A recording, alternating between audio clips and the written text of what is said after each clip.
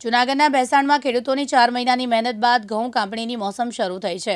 જે ઘઉંના ટેકાના ભાવ ઊંચા અને ઘઉંની ખરીદી આવે તો ખેડૂતોને પોસાય તેમ છે. બાકી ખેડૂતોને ખોટ જવાની ભીતિ સેવાઈ રહી છે.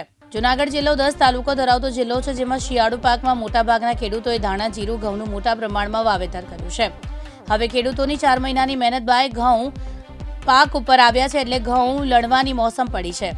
જેમાં ખેડૂતોએ વાવેલા પાકોમાં જે વાતાવરણ મળવું જોઈએ તે મળ્યું નથી. શિયાળાના 4 મહિના દરમિયાન દર 15 દિવસે તો માવઠું પહોંચી જાય છે, જેને લઈને ખેડૂતોના પાકોમાં ફ્લાવરિંગ થવાનું હોય તે ખૂબ જ ઓછું થયું છે.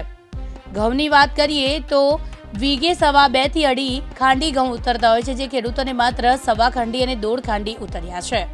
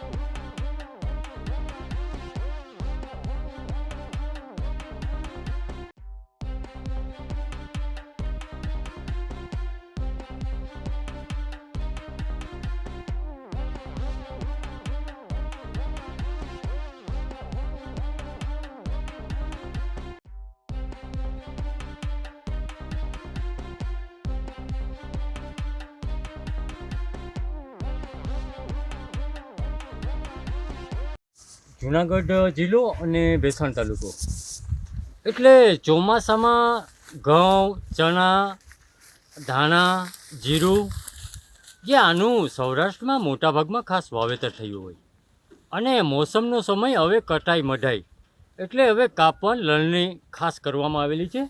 અને અહીંયા ખેડૂત છે, આ ખેડૂત ભાઈઓ, અને આજે ખાસ ઘઉં કાપવામાં આવેલા છે, લણણી કરવામાં આવી છે. આપણે પૂછીશું એટલે કેવી રીતે શું ભાવ મળે છે, કેટલો અત્યારે ઉતારો હોય? અત્યારે ઉતારવામાં તો ખાંડીથી હવા ખાંડીથી 1.5 ખાંડી લગન છે.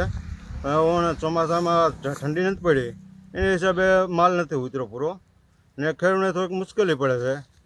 ભાવમાં થોડુંક ઓછું છે આટાના ઘઉંના. એટલે આ ઘઉં વીઘે કેટલા ઉતરતા હોય? તો આ ઠંડી નથી પડી તો કેટલા ઉતર્યા? અત્યારે ખાંડીથી 1.5 ખાંડીનો ઉતારો છે, 2 ખાંડી 2.5 ખાંડી ઉતારો હોય. ખોટ જાય હવે એટલું ખેડૂતને ખોટ જાય છે, એટલે થોડુંક સરકારને ભાવમાં આ તે કરવું જોઈએ, તો જ આ ટેકાના ભાવ વધારવો પડે. આ તે બધું હાલે તો જ હાલે. ખેડૂત મરી જાય આમનું, ખેડૂતને કોઈ કાંઈ વચ્ચે નહીં. મારા છોકરા છે ને એ દવા પીને મરી જાય. તમે જોઈ શકો છો કે જે ઉતારો બેસતો હોય એનો બેસે ખેડૂતને ખોટ આવતી. સરદારજી છે, પંजाब આવેલા છે. આપણે પૂછીએ सरदार जी, ये आप कटाई मटाई का कितना भाव लेते हैं, क्या भाव होता है? बीघे का, एकड़ का कैसे करते हैं काम? बीघे का 700 रुपया है जी।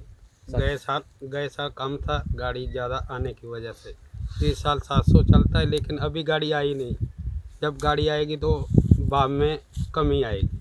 नहीं, पिछले साल तो कम था समझ रहे हैं, लेकिन ये अभी बढ़ गया 700, अभी ऐसा क्यों हुआ? 700 शुरुआत में 700 है, जब गाड़ियाँ ज़्यादा आएगी, हार्वेस्टर आने की वजह से डीजल का भाव भी बढ़ गया है, लेकिन उस हिसाब से अपने को रेट मिलता नहीं है जिस हिसाब से अपने को रेट मिलना चाहिए। 700-800 रुपया चलना चाहिए, वो चलता नहीं है। गाड़ियाँ ज़्यादा होने की वजह से इसमें भी खोट जाती है, कटर में भी किसान को भी खोट है, गाड़ी वाले को भी खोट है। હવે તમે સમજી શકો છો કે મશીન લઈને પંજાબથી આવે તો એને પણ પૂરા ભાવ નથી મળતા, એટલે 700-800 ભાવ મળવા જોઈએ. ગયા વર્ષે તો ઓછા ભાવ હતા, હવે ડીઝલ ને બધું. હવે તમે જોઈ શકો છો કે આ બધા ખેડૂતો, એટલે હવે ઘઉં વીઘે થતા હોય 2 થી 2.5 ખાંડી, એટલે આ વર્ષે 1.25 ખાંડી, બહુ તો બહુ તમે સમજો તો 1.5 ખાંડી, એટલે ખૂબ જ ઓછા કહેવાય. અને આ એટમોસ્ફિયર, આ વાતાવરણ, ગ્લોબલ વોર્મિંગ, એટલે બિલકુલ તમે જોઈ શકો છો કે ઠંડી તો પડી જ નથી. હવે શિયાળો મોલ જે આ પાક છે આમાં ખાસ ઠંડીની તો બહુ જ જરૂર હોય, તો જે છોડ વૃદ્ધિ કરે, ફલિત થાય, તો ઘઉં જે ડુંડી છે, ઘઉં છે એ વધારે એની ડુંડીઓ બેસતી હોય, ફ્લાવરિંગ વધારે બેસતું હોય, તો આ વર્ષે ખાસ બેઠું નથી. હીરો આવી ગઈ. અને દવા ને ખાતર ને બધો ખર્ચો કરો એટલે 50% જેવો ખર્ચો થાય, તો 50% ઉત્પાદન પણ ના આવ્યું હોય, તો ખાસ સરકારને નુકસાન છે. ખેડૂતો માંગ પણ કરી રહ્યા હોય કે સરકારને ટેકા ઊંચા ભાવથી ટેકાના ભાવે ખરીદવી જોઈએ. મહેશ કથિરિયા, દિવ્યાંગ ન્યૂઝ, ભેસાણ.